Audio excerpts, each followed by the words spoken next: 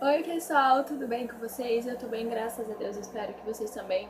Hoje a gente vai falar sobre direito civil, a parte geral 1. Então, o direito civil, é dividido em títulos. Título 1 das pessoas naturais. Então, a gente vai falar da personalidade e da capacidade. Artigo 1º ao artigo 10º. Então, o artigo 1º trata: é toda pessoa é capaz de direitos e deveres na ordem civil. Quando falamos toda pessoa, é porque é toda pessoa sem distinção. Artigo 2º. A personalidade civil da pessoa começa com o nascimento com vida, mas a lei põe a salvo o nascituro, os direitos do nascituro desde a concepção.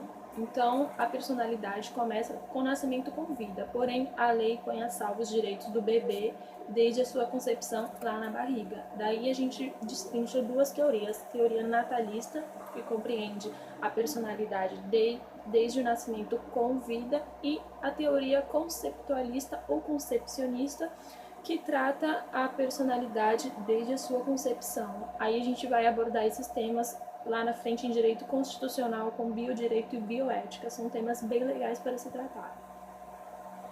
Personalidade é a aptidão de adquirir e contrair deveres na ordem civil. Então, toda pessoa obtém personalidade.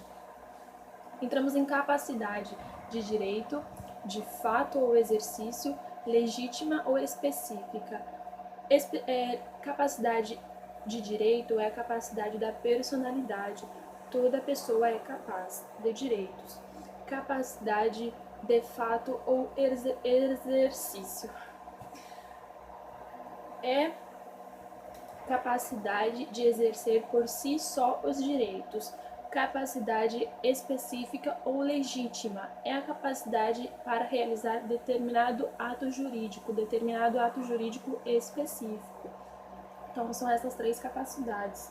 Aí vamos para o artigo 3, que ele vai respaldar os absolutamente incapazes, cujos atos são nulos e devem ser representados. Quem são os absolutamente incapazes? Menores de 16 anos. Aí vamos para o artigo 4, que trata dos relativamente incapazes, que são os maiores de 16 e menores de 18 anos. Também temos os ébrio habituais, considerados alcoólatras, viciados em tóxicos, seja viciados em drogas, e os pródigos, que lapidam o próprio patrimônio, os que por causa transitória não podem exprimir a sua vontade. Então, se vocês forem ler o artigo 4, vai estar lá os incisos direitinho. Não deixem de ler o código e acompanhar o código. É uma leitura rica e essencial para a gente que cursa o direito. Aí vamos para o artigo 5º, que trata da maioridade civil, os plenamente capazes, que é a capacidade plena de realizar todos os atos da ordem civil. O parágrafo único vai tratar da emancipação, que são 3 tipos: voluntária, judicial e pela lei. A voluntária deve haver as duas partes dos pais da criança, do jovem. Então, tem que ser os dois. Na falta de um, por causa de morte ou abandono, deve ser os dois pais. E deve ter a vontade do menor para haver a emancipação. A judicial é pela sentença do juiz, então ele vai decidir no caso se for a melhor alternativa, e pela legalidade, pela lei, que seja pelo casamento, se determinado jovem já tem responsabilidades para administrar uma família, ele é automaticamente emancipado pelo casamento em registro civil. Aqueles que fazem concurso também são emancipados automaticamente, que já obtêm responsabilidade suficiente, e aqueles que obtêm economia própria, então eles já são responsáveis para realizar atos na vida civil, são emancipados automaticamente. Então são esses 3 tipos de emancipação que o parágrafo único do artigo 5º do Código Civil vai respaldar. Vamos para o artigo 6º, que trata da morte.